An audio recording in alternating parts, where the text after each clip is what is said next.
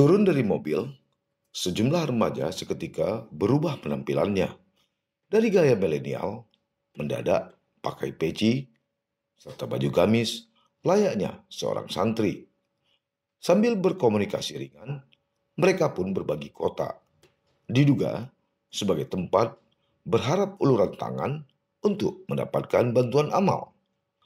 Potret tak elok ini terjadi di Jalan Listrik, Kecamatan Banda Sakti, Kota Lhokseumawe, Provinsi Aceh, Sabtu 23 Juli 2022.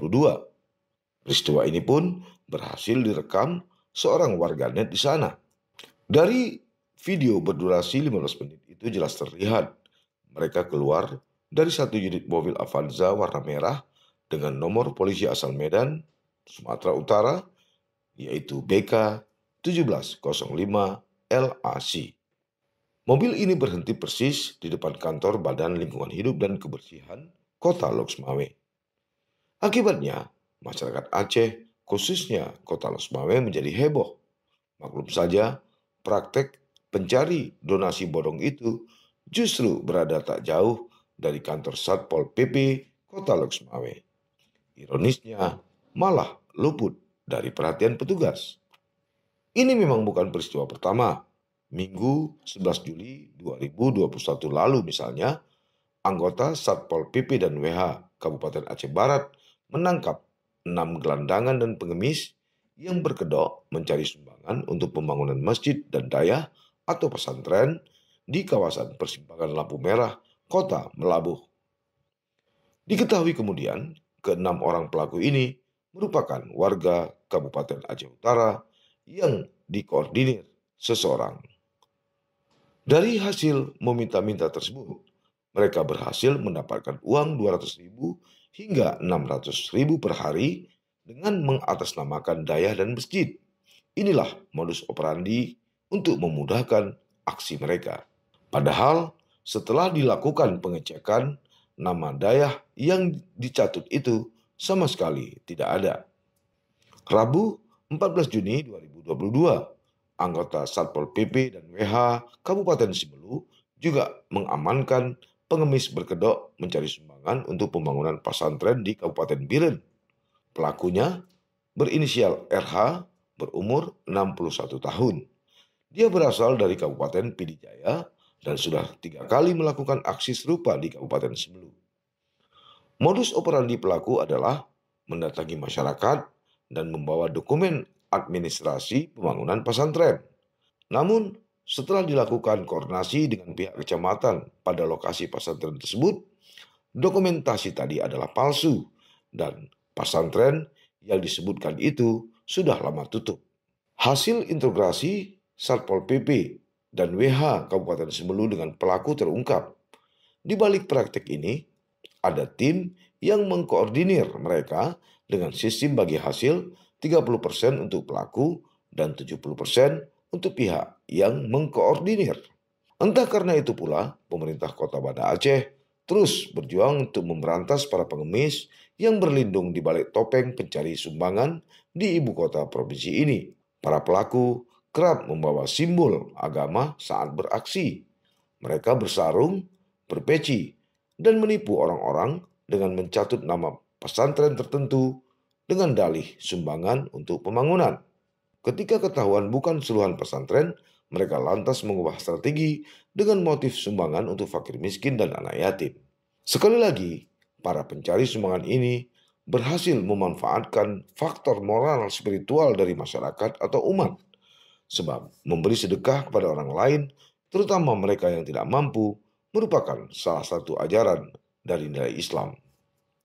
Terkuaknya kasus ini setelah Dinas Sosial Banda Aceh menangkap beberapa pencari sumbangan yang mengatasnamakan fakir miskin dan anak yatim. Para pencari sumbangan ini dibawa dan dibina ke rumah singgah Dinas Sosial Banda Aceh di Desa Lamjabat, Kecamatan Meraksa, Kota Banda Aceh. Ada 4 pencari sumbangan yang beraksi di simpang BPKP Kota Banda Aceh yang saat itu dijaring petugas atau pada Selasa 23 April 2019. Nama Sofian CS berada di bawah kendali Makdah, wanita yang tinggal satu desa dalam kecamatan Masjid Raya, Kabupaten Aceh Besar. Sebelumnya, petugas Dinsos Banda Aceh juga mengamankan Samsul Bahri, 42 tahun, pria asal kecamatan Gronggong, Kabupaten Pidi. Samsul mencari dana atas nama Dayah, seperti halnya Sofyan CS, Samsul yang diamankan petugas pada 1 Maret 2019 lalu juga merupakan bawahan Makdah. Muzakir, Kepala Dinas Sosial Banda Aceh ketika itu menyebut, banyak pencari sumbangan yang bernaung di bawah Makdah. Jumlah mereka puluhan dan tersebar seantero kota Banda Aceh dan Aceh Besar. Makdah mempersiapkan segala sesuatu, mulai kotak sumbangan dan lainnya. Dari para pencari sumbangan tersebut, Makdah mengambil kutipan yang tidak sedikit. Ini berbanding lurus dengan penghasilan mereka dalam sehari yang bisa mencapai ratusan ribu rupiah. Dia mengumpulkan anak-anak dan meminta setoran 300.000 per minggu. Jumlah tersebut mampu dilakukan karena satu hari penghasilan mereka bisa mencapai 150 hingga 200.000. Bahkan kalau dimulai dari pagi hari bisa mencapai 500.000. Inilah fenomena patologi sosial di negeri ini tak kecuali Aceh. Situasi sulit yang sedang dihadapi masyarakat belakangan ini, sadar atau tidak, telah meningkatkan rasa solidaritas sosial di tengah masyarakat. Aksi-aksi tersebut diantaranya seperti pemberian sumbangan, program donasi, atau penggalangan dana yang bertujuan untuk saling membantu warga yang terdampak, termasuk lembaga pendidikan agama di pesantren atau daya. Sayangnya, gerakan suci ini masih saja dimanfaatkan oknum tertentu untuk mencari kepentingan pribadi. Dengan berkedok amal atau misi sosial, pelaku melakukan penipuan dengan menyalahgunakan kepercayaan masyarakat untuk memenuhi kepentingan personalnya. Tidak cukup sampai di situ. Kemiskinan dengan segala kondisi belas kasihan tersebut juga dijadikan senjata untuk melancarkan aksi penipuan berkedok donasi melalui media sosial Facebook, Instagram, Twitter, dan WhatsApp. Sebetulnya, meminta donasi lewat media online memang sudah marak terjadi. Tidak hanya dilakukan orang yang sedang membutuhkan bantuan, tapi banyak juga bermunculan maklar-maklar yang menyediakan dirinya untuk menjadi perantara donasi tersebut supaya tersalurkan kepada orang-orang yang katanya membutuhkan.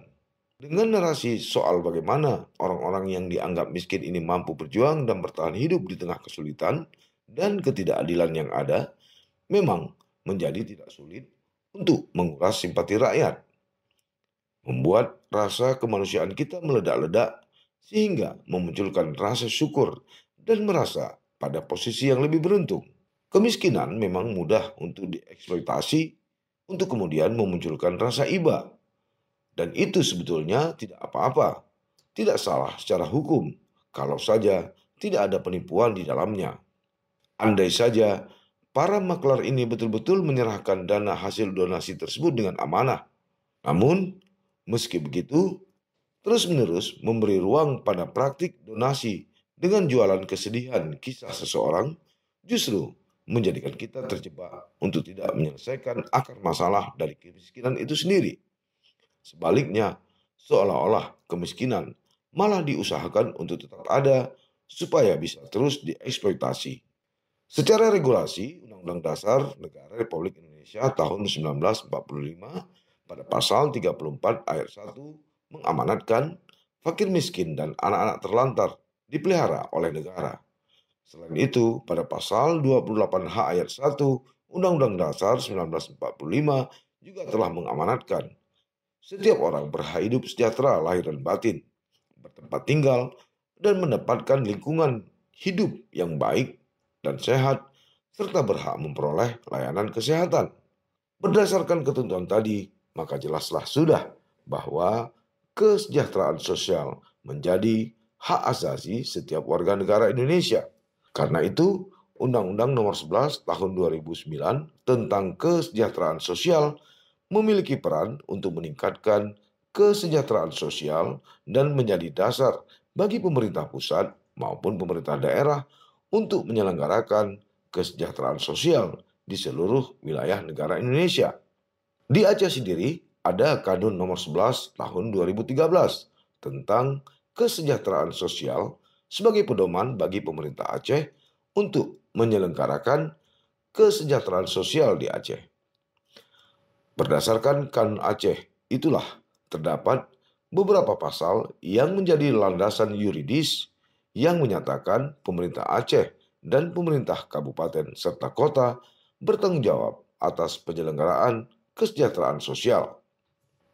Pasal 7 huruf D misalnya menyatakan, dalam penyelenggaraan kesejahteraan sosial, pemerintah kabupaten dan kota memberi bantuan sosial sebagai stimulan kepada masyarakat yang mengalami masalah kesejahteraan sosial. Pasal 9 huruf F menyatakan dalam melaksanakan kewenangan penyelenggaraan kesejahteraan sosial sebagaimana dimaksud dalam pasal 7, pemerintah kabupaten kota berkewajiban melakukan pembinaan dan pengawasan usaha kesejahteraan sosial di wilayah kabupaten dan kota. Lantas, mengapa praktik menggadaikan harkat dan martabat ini terus terjadi di bumi syariat bernama Aceh?